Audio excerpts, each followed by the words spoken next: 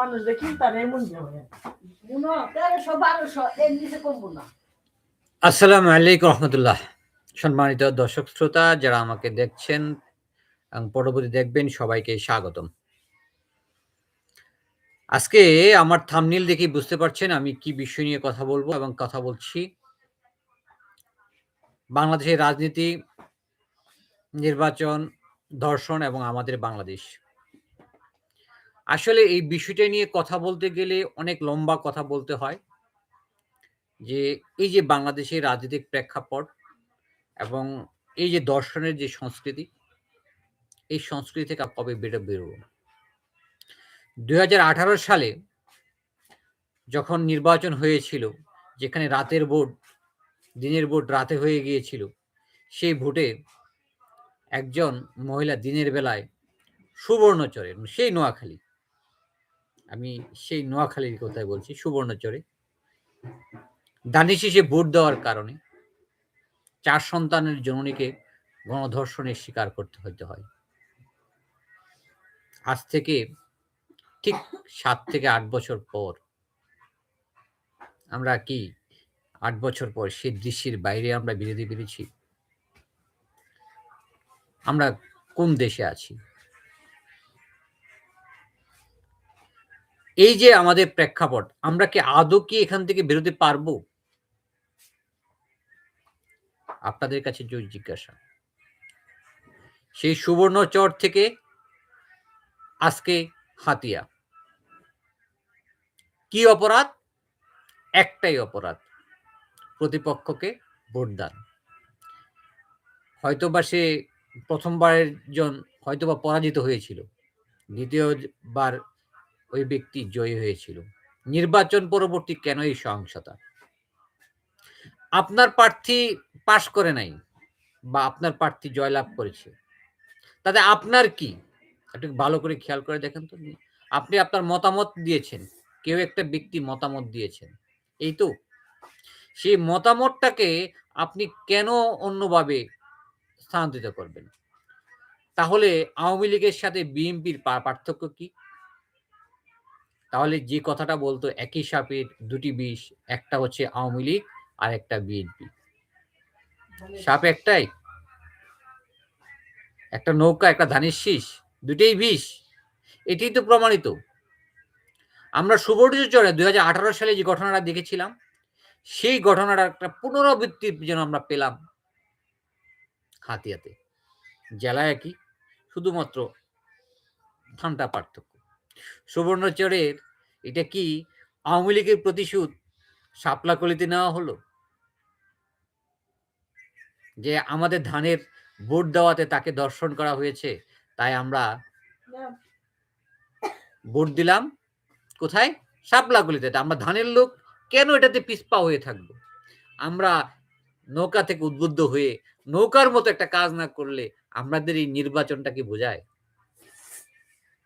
সত্যি বিচিত্র সিলুকাস আমাদের এই দেশ। হ্যাঁ, সিলুকাস কেন বললাম? কারণ আমি যে দেশে জন্ম লাভ করেছি, যে দেশের মাটিতে বড় হয়েছি, সে দেশে আমি যখন একটা অন্যায় করি, আপনার এমপি সাহেব কি এই দর্শনের দায় নিবে, যিনি পরাজিত হয়েছেন? না, 2018 সালে সেই আওয়ামী লীগের এমপি যিনি ছিলেন, ওনারা কি দায় নিয়েছিলেন? না। ওইটার যেমন বিচার হয় নাই, এটারও বিচার কি হবে না? সেটা আর হবে না। এতগুলো তাজা রক্ত প্রাণ, জুলাই সনদ, এই ফ্যাসিস্টের বিদায় পর নতুন করে আর কাউকে ফ্যাসিস্ট হতে আমরা দিতে চাই না। কেন চাই না? কারণ ফ্যাসিস্টরা যেন বারবার ফিরে না আসে। ফ্যাসিস্টরা যেন বারবার ফিরে না আসে আমাদের এই কলরবে। আমরা ফ্যাসিস্ট চাই না। আমরা শান্তিতে বাঁচতে চাই, আমাদের মতামত দিতে চাই। গতকালকের এক ঘটনা বলবো। গতকাল এক লোক সাথে আমার অনেকক্ষণ বাতচিত হয়েছে। সে বোঝাতে যাচ্ছে আপনাকে আমাকে বোঝানো যাবে না, আমি অনেক বুঝি। তো শেষ পর্যন্ত যেটা আমি রেজাল্ট পেলাম, তার সাথে কথা বলে তাকে জিজ্ঞেস করলাম আপনি ভোট কিভাবে দিয়েছেন। সে বলল ২০০৮ সাল থেকে আমি আমার এলাকা থেকে পার্শ্ববর্তী এলাকায় থাকি। সবাই আমাকে বলছে আমি বিএমপি করি বিধায় আমার এলাকা ছেড়ে দিয়েছি। তাই আমি এই এলাকায় আশ্রয় নিয়েছি। আমি বললাম যে ২০০১ সালে আওয়ামী লীগ যখন পরাজিত হয়েছিল তখন এই কালচারটা শুরু হয়ে গিয়েছিল। আমার এলাকায় কিছু লোক অন্য এলাকা থেকে এসে এখানে ব্যবসা-বাণিজ্য করেছে। আওয়ামী লীগ যখন আবার পুনরায় ক্ষমতায় ফিরে গেছে, তখন পুনরায় সেই লোকগুলো আবার তাদের এলাকায় ফিরে গেছে। আপনি ১৭ বছরে এখানে স্টেবল হয়ে গেছেন, তাই এলাকায় ফিরে যাচ্ছেন না। লাস্টলি জিজ্ঞেস করলাম, "আপনি কিসে ভোট দিয়েছেন?" লাস্ট তো আওয়ামী লীগই আমি প্রতিবারই ভোট দিয়েছি এবং ভোট দেওয়ার সময় জিজ্ঞেস করে আমাকে জিজ্ঞেস ভাই কোন জায়গায় ভোট দিবেন? আমি উত্তর একটাই বলেছি, "যে জায়গায় আপনার সুবিধা হয় সে জায়গায় ভোট দিব।" এবং আমি তাদের সুবিধা মতো ভোট দিয়েছি। তখন আমি বুঝলাম উনি হচ্ছে সুবিধাবাদী। উনি কোনো অর্থাৎ অন্যের হুমকি-দামকিতে ভোট দেয়। আমি বললাম, "হাদিরা এইজন্য জীবন দেয় নাই। আর হাদিরা যদি জীবন না দিত আপনাদের মতো লোকদেরকে চেনাটা খুব দায় হয়ে যেত। আপনারা হচ্ছে ফ্যাসিস্টের সমর্থক। আপনারা যে আসবে তাকেই সমর্থন করবেন। ন্যায় এবং নীতির পক্ষে কথা বলবেন না। তাহলে আপনারা আসলে হাদির যোগ্য নয়, হাদির উত্তরসূরি নয়। আপনারা হচ্ছেন ফ্যাসিস্ট। নব্য ফ্যাসিস্ট হতে চাচ্ছেন? বলল যে আগের আমলেই ভালো ছিল। আরে আগের আমলে ভালো ছিল। আজকে আমাকে জিজ্ঞেস করল, "আপনি কি পেয়েছেন?" আমি বললাম, "আমি তাই পেয়েছি যে জিনিসটা আমি বাক স্বাধীনতা পেয়েছি। এখন মনের খুব জোরে মন থেকে উজাড় করে কথা বলতে পারছি। আজকে সমালোচনা করতে পারছি বর্তমান বিএনপি ক্ষমতায় আসবে। তাতে আমার আফসোস নেই। সমালোচনার তীরে আমার সমালোচনা তারা যদি ভুল করে সেই সমালোচনার তীরে তারা বিদ্ধ হবে। তারা সঠিক করলে আমার পক্ষ থেকে প্রশংসা পাবে।" আমি সম্মানিত আগামীর ভবিষ্যৎ প্রধানমন্ত্রী বাংলাদেশের তারেক রহমানের কাছে আর্জি জানতে চাই। হাতিয়া যে ঘটনাটা ঘটেছে সে দায়ভার আপনার। আপনার লোকজন করেছে, আপনার দলীয় প্রতি লোকজন। আপনি কি ব্যবস্থা নিয়েছেন সেটা জনসমক্ষে আমরা দেখতে চাই। আরেকটা ফ্যাসিস্ট হওয়ার চেষ্টা করেন না। কারণ এখন পিআর, উচ্চকক্ষ, হাবুর, জুলাই সনদ। তো যে বিষয়টা বলছিলাম আগামীর বাংলাদেশ। ধর্ষণ এই সংস্কৃতি থেকে বেরিয়ে আসেন। সুবর্ণচরের একটা কাকতালীয় ঘটনা আপনি বলি। সুবর্ণচরের সাথে এবং হাতিয়ার একটা কাকতালীয় ঘটনার মিল আছে। ২০১৮ সালে সুবর্ণচরে যে নারীকে গণধর্ষণের শিকার হয়েছিল, গণধর্ষণ করেছিল ৪ জন ব্যক্তি। দেখেন ১, ২, ৩, ৪ মানে ৪ জন ব্যক্তি। ওই নারীর ৪ টা সন্তানের জননী। ঠিক কি ককাতালীয় ব্যাপার। এই সুবর্ণচর, হাতিয়া খুব ডিসট্যান্স মনে হয় না। হাতিয়া একটা দ্বীপ, সুবর্ণচর একটা দ্বীপ। নোয়াখালীর অঞ্চলেরই দ্বীপ। তাদের ডিসট্যান্সটা হচ্ছে এইখানে যে ও শাপলাগুলিতে বুট দিছে, ও নৌকাতে বুট দিছে। এইটুকু ডিসট্যান্স। আরেকটা ডিসট্যান্সের মিল পাওয়া যাচ্ছে। ওটাও ৩ সন্তানের জননী এবং দর্শনকারীও ৩ জন। কি অবাক হচ্ছেন? ৩ সন্তানের জননী, দর্শনকারী ৩ জন। এই কথাটা কেন বললাম? আসলে ওইখানে ৪ সন্তানের জন্যই দর্শনকারী ৪ জন। ওইখানে একটা জিনিস যে মিলটা সেটাও আমি আপনাদেরকে মিল হিসেবে দেখাচ্ছি। ওই ব্যক্তি ধানের শীষে ভোট দিয়েছিল। তাই তাকে দর্শন করেছে নৌকার লোকজন। নৌকা কোথায় চলে? বিলে, খালে, বিলে, নদীতে। কি হয়? শাপলা হয়। শাপলাকুলিতে ভোট দিয়েছিল। তাই ধানের শীষ মনে করলো ওটা তো পানিতে, ওটাও পানিতে। আমাদের আগে পানির লোকজন খেতে উঠে আসছিল। আমরা এখন ক্ষেতের লোকজন পানির লোককে ডোবাবো। কি বিচিত্র! আসলেই সেলুকাস আমরা আসলে মর্মাহত এবং শোকাহত। আসলে এই বাংলাদেশটা আমি চাইনি। এই বাংলাদেশটা আমরা চাইনি। আমরা চেয়েছি সবার আগে বাংলাদেশ, সবার দেশ। আমরা এখানে মিলেমিশে সবাই থাকবো।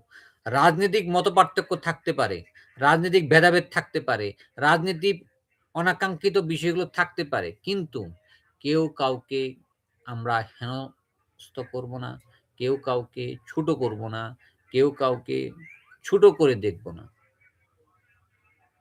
আমাদের এখন সুবর্ণচর আগামীর বাংলাদেশ। এখন হাতিয়া আগামীর বাংলাদেশ। আমি সুবর্ণচরের ধর্ষণকে যেমন সমর্থন করি নাই ওই সময়, হয়তোবা বাক স্বাধীনতার কারণে কথা বলতে পারি নাই। এখন আমি পূর্ণাঙ্গ বাক স্বাধীনতা নিয়ে কথা বলব।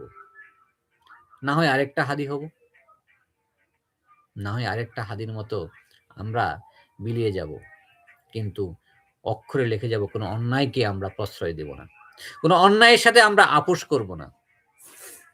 এক হাদি লোকান্তরে লক্ষ হাদি ঘরে ঘরে, এটাই তো আমাদের স্লোগান। হ্যাঁ, ইনসাফের জন্য আমরা কাজ করতে পারবো, সেটা যে দলই হোক, যে মতই হোক, আমরা ইনসাফের পক্ষে। ইনসাফ যে জিনিসটাকে আমরা সবচেয়ে বেশি স্মরণ করি, ইনসাফ নিয়ে কথা বলবো, হাদি ভাইকে স্মরণ করব, ইনসাফের জন্য আমরা জীবন দিব। এখন আসি নির্বাচন পরবর্তী সহিংসতা নিয়ে কথা বলবো। নির্বাচন পরবর্তী সহিংসতায় এত একটা সুন্দর নির্বাচন হয়েছে, কেউ দিনের ভোট রাতে দেয় নাই, কেউ ভোট জাল ভোট দিতে অনেকেই ধরা খেয়েছে, শাস্তি হয়েছে। শুধু ইলেকশন ইঞ্জিনিয়ারিং কিছু হয়েছে, ঘষা মাজা হয়েছে, যেটা বলা হচ্ছে সেটা আসলে ঠিক হয়নি। কতটুকু ইঞ্জিনিয়ারিং হয়েছে সেটা যদি ঘষা মাজার উপর ভিত্তি করি, আসলে সেই দায়টা হচ্ছে যারা নির্বাচন দায়িত্ব পালন করছে তারা কেন এটা করলো? দায়িত্ব সম্পূর্ণটা তাদের। তারা এই জিনিসটা করে নিজের পরিবারকে ছোট করেছেন। যে প্রিজাইডিং অফিসার স্বাক্ষর করেছেন, আপনি একবার চিন্তা করেন তো। আপনি ওই ভদ্রলোককে পাশ করে সাময়িক হয়তোবা কিছু টাকা লালন করেছেন। হঠাৎ করে আপনার ক্যান্সার ধরা পড়ল। আপনি সেই টাকা ক্যান্সারের চিকিৎসা করতে, করতে মারা যেতে পারেন। এই টাকার লাভটা কি? সৎভাবে টাকা অর্জন করেন, সততার সহিত টাকা অর্জন করেন। সেটার একটা মূল্যায়ন আছে, বেনিফিট আছে। যে অসৎভাবে টাকা অর্জন করে লাভটা কি? আপনাকে যারা অসৎ তাদেরকে একটা পরিবার দেখবেন, বিভিন্ন রোগ-বিরোগ লেগেই আছে। ডাক্তারের ওষুধ, চিকিৎসা বাবদ খরচ এভেইলেবল খরচ করছে। কারণ সে সৎ না, তার ইনকামে অসৎ। যার সৎ ব্যক্তি হয়তোবা কিছু কষ্টে আছে, কিন্তু পরিশেষে দিন শেষে হাসতে পারতেছে, খোলা মনে কথা বলতে পারতেছে। আগামীর বাংলাদেশ গড়ুন। দর্শনের রাজনীতি থেকে বেরিয়ে আসুন। নির্বাচন পরিবর্তে যারা সহিংসতা করছেন, আপনাদের পিঠের চামড়া কি থাকবে মনে করেন? আগের বাংলাদেশ নেই, পিয়ারের বাংলাদেশ। এখন উচ্চকক্ষ নিম্নকক্ষ, আপনি অত্যাচার করবেন, অনাচার করবেন। আমি শুনছি নির্বাচন পরবর্তী এই করছেন, সেই করছেন, প্রতিপক্ষকে ভোট না দেওয়ার জন্য মারধর করছেন। আপনি করতেই পারেন, কিন্তু আপনি কি বাঁচতে পারবেন? আপনি আমাকে মারছেন, আপনাকে মারার জন্য আরো দুজন দাঁড়ায় আছে। আপনি যে ফায়দা বা লোভ জন্য চিন্তা করে আসছেন, সে যে দাঁড়ায় আছে। আপনি হাতিয়ার কথা চিন্তা করেন, হাতিয়া এই মহিলাকে ধর্ষণ করছেন, কি লাভ? তাদের বিচার করলাম এবার হবে। সুবর্ণচরে বিচার পাইনি, কিন্তু হাতিয়ায় বিচার পাবো। যে কোনো হোক আমরা বিচার নিব। সুতরাং আগামীর বাংলাদেশটা গড়ুন। এই বাংলাদেশটাকে ধারণ করুন, বাংলাদেশটাকে লালন করুন, বাংলাদেশটাকে ভালোবাসতে শিখুন। কেউ অতি উৎসাহী হবেন না। আরে ভাই, চাঁদাবাজি করে চলবে না, দিন চলবে না। এই যে গতকালকের ঘটনা, এই তো যে চন্দ্রের কাছাকাছি শ্রীপুরে সম্ভবত এক চাঁদাবাজ সোহাগ পরিবহনের এক ভাইয়ের কাছে চাঁদা চাইতে গেছে। কি করলো? সঙ্গে সঙ্গে ধরে ওই চাঁদাবাজকে পুলিশে সোপর্দ করা হয়েছে। কেন সোপর্দ করা হয়েছে? কারণ আগের দিন নেই, বাঘে খেয়ে ফেলেছে। বাঘের সংখ্যা কমে গেছে। এখন সব নেকড়েই বাঘ হয়ে যাচ্ছে। এখন সব নেকড়ে হয়ে যাচ্ছে। আপনি অন্যায় করবেন, পার পেয়ে যাবেন। কে বলেছে আপনাকে?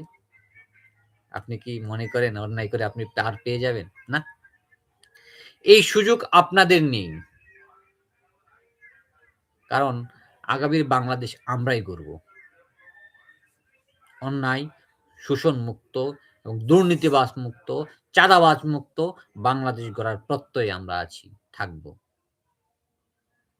আপনারা চিন্তা করেন যে আপনারা অন্যায় করে পার পেয়ে যাবেন, টেম্পো স্ট্যান্ডে চাঁদাবাজি করবেন, রাস্তাঘাট দখল করবেন। ভাই আপনাদেরকে তো টাকা দিয়ে কিনা যায় যারা এই যে চিন্তা করতেছেন। কারণ আপনারা টাকার পাগল। টাকা দিলে আপনাদের কিনা যাবে। আমার কথা একটাই।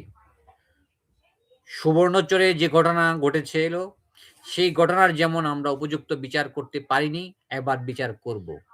ঠিক তেমনিভাবে সরাসরি আমি বাংলাদেশের পরবর্তী প্রধানমন্ত্রী তারেক রহমানকে আহ্বান জানাবো, হাতিয়ার ঘটনার সুষ্ঠু তদন্তের মাধ্যমে এই ধর্ষণকারীদের জন্য সর্বোচ্চ সাজা যেন মৃত্যুদণ্ড হয়। মৃত্যুদণ্ড হয়, মৃত্যুদণ্ড হয়। আমরা হাতিয়ার ঘটনায় খুবই মর্মাহত এবং আমরা হাতিয়ার ঘটনাকে আমরা চিন্তা করব যে হাতিয়ায় যেন যে ঘটনাটা ঘটেছে সেটা যেন বাংলাদেশের আর কোথাও না ঘটে। সবাইকে এই ঘটনার জন্য দুঃখ প্রকাশ এবং ওই পরিবারের প্রতি দুঃখ প্রকাশ করছি এবং যারা এই ঘটনা ঘটিয়েছে তাদের সর্বোচ্চ শাস্তি দাবি করছি এবং আমরা আমাদের পক্ষ থেকে প্রত্যেকটা জাতিসত্তাকে এবং প্রত্যেকটা আঞ্চলিক মানুষকে ঐক্যবদ্ধ থাকা উচিত। নির্বাচনের পর আমরা সবাই এক, আমরা একই এলাকায় থাকবো। আপনি মারা গেলে আমি যেমন কাঁধে নিব, আপনার এলাকা আপনার এলাকার লোকজন কাঁধে নিবে। আবার আপনার এলাকায় যেই মারা যাবে না কেন তাকে আপনি কাঁধে নিবেন। সুতরাং নির্বাচন পরবর্তী যে সহিংসতা যারা করছে তাদেরকে সমাজ থেকে বয়কট করুন। যে দলেরই হোক, যে সমাজের হোক, যে গোত্রেরই হোক। আমাদের আগামীর বাংলাদেশ গড়তে হবে। আমরা কোনো ধর্ষণকারী, লুটেরা, চাঁদাবাজ, ঘুষখোর, ছিনতাইকারী এদেরকে প্রতিহত করব। সে যে দলেরই হোক, যে পক্ষেরই হোক, আগামীর বাংলাদেশ আমাদের গড়তেই হবে। সবাইকে অভিবাদন জানিয়ে এবং আগামী সুন্দর বাংলাদেশের প্রত্যয় জানিয়ে এখানেই বিদায় নিচ্ছি। আসসালামু আলাইকুম রহমতুল্লাহ।